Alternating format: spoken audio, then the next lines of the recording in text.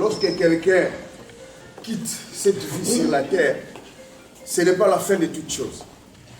Il voit tout.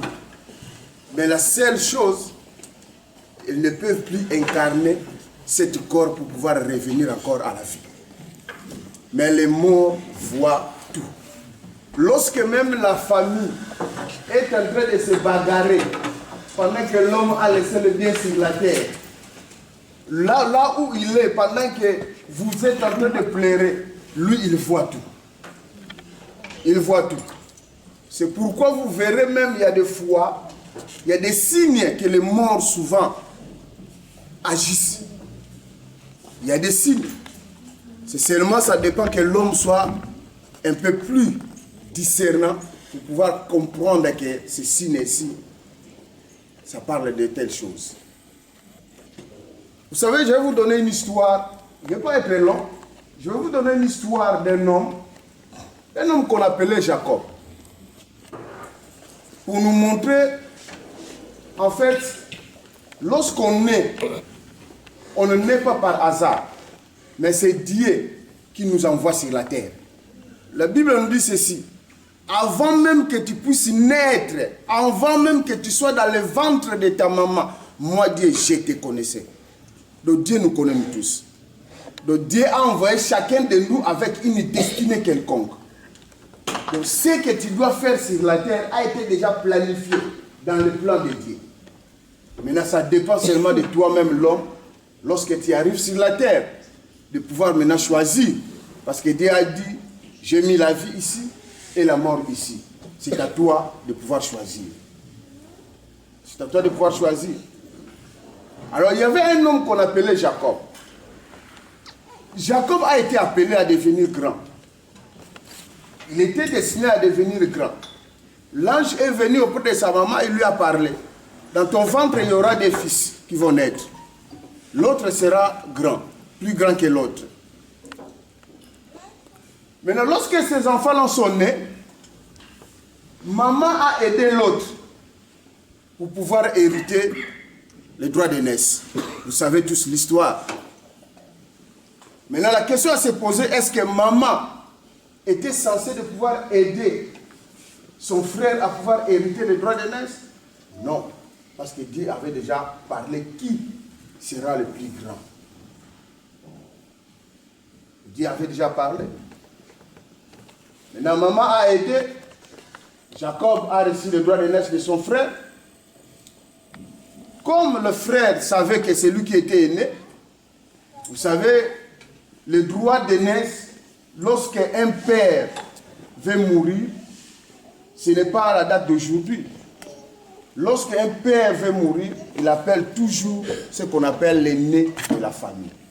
C'est lui, souvent, qui reçoit la bénédiction d'un père. Ça ne commençait pas à date d'aujourd'hui. C'est Dieu qui l'a établi ainsi. Maintenant, ce n'est pas obligatoirement, quand on parle d'un aîné, ce n'est pas simplement celui qui est sorti de ton ventre pour pouvoir être appelé aîné. Mais tu peux regarder parmi tes enfants, si tu avais des biens, qui a la capacité de pouvoir perpétrer ce que toi, tu as bâti sur la terre. C'est celui-là que tu vas appeler aîné. Tu vas octroyer des droits pour pouvoir maintenant continuer ce que toi tu avais laissé. Maintenant ici je parle de Jacob. Jacob est devenu grand lorsque son frère aîné avait su que la bénédiction que son père devait lui léguer, son frère l'a volé. Il a commencé à poursuivre Jacob. Jacob, sa maman lui a dit, non, ton frère est vengé contre toi, il faut fuir. Jacob a pris la fuite. Malheur, Jacob est allé tomber chez son oncle là-bas. Il a expliqué à son oncle.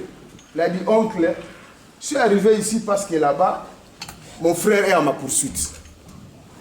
Il cherche ma vie. Il lui a posé la question, pourquoi? Jacob a dit, je lui ai volé les droits d'aînesse. Son oncle là-bas dit, ah bon? Donc, tu es l'os de ma os, la chair de ma chair. Donc, tu es voleur comme moi-même. là-bas, je suis voleur, ton oncle.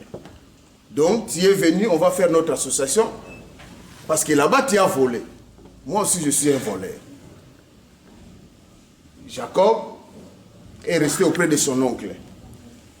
Il a commencé à travailler. Au bout d'un temps, Jacob voulut maintenant se marier avec une femme dont il était tombé amoureux.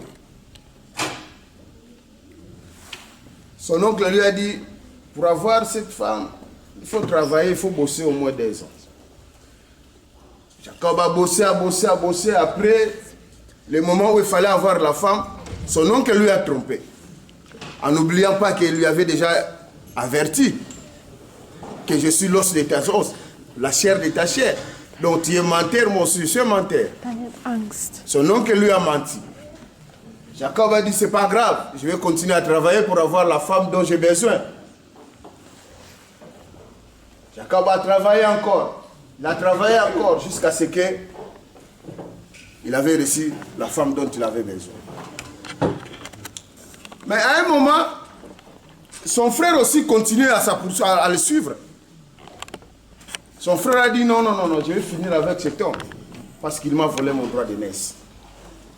Il a volé mon droit d'aînesse, ce qui m'appartenait. Je vais le suivre.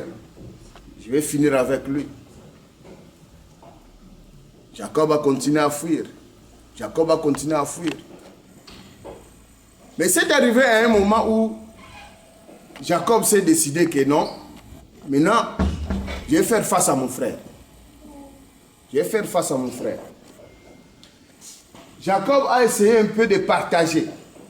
Il a pris les femmes avec ses serviteurs, avec les agneaux, tout ce qu'il avait acquis auprès de son oncle. Il a dit, vous partez de ce chemin. Moi, je vais maintenant descendre pour aller maintenant faire rencontre avec mon frère. Je suis en train vraiment de limiter l'histoire parce que c'est vraiment long. Je suis en train de limiter ça pour vraiment nous donner, pour aller là où je vais aller. Et lorsque Jacob allait maintenant à la rencontre de son frère, quelque chose s'est passé. Jacob s'est rendu compte que Dieu lui avait donné les promesses qu'il devait être grand. Il s'est rendu compte de son identité. Jacob est allé à la recherche du Seigneur. N'oublions pas, son nom déjà identifiait déjà qui il était parce qu'il avait volé le droit d'aînesse de son grand frère. Jacob, lorsqu'il est allé à la rencontre de son frère, il était étonné de voir que son frère l'a accueilli. Ils ont parlé, ils ont tout mis en ordre. Mais quelque chose s'est passé dans la vie de Jacob. Lorsque Jacob, par la suite, il essayait de chercher la face de Dieu, et Dieu est venu à sa rencontre. Dieu a changé même le nom de Jacob. Il a dit, on t'appellera plus Jacob, mais on va t'appeler maintenant Israël. Parce que Dieu a enlevé le nom, l'identité de Jacob, qui était usurpateur, voleur. Dieu a enlevé ça. Il a changé son nom. Il a dit, ton nom maintenant sera appelé Israël. Maintenant, Jacob maintenant a changé l'identité. Et vous verrez même que tous les enfants que Jacob a eu, pendant ce moment, il fouillait son grand frère. Tous ses enfants, ce sont ces femmes qui donnaient le nom.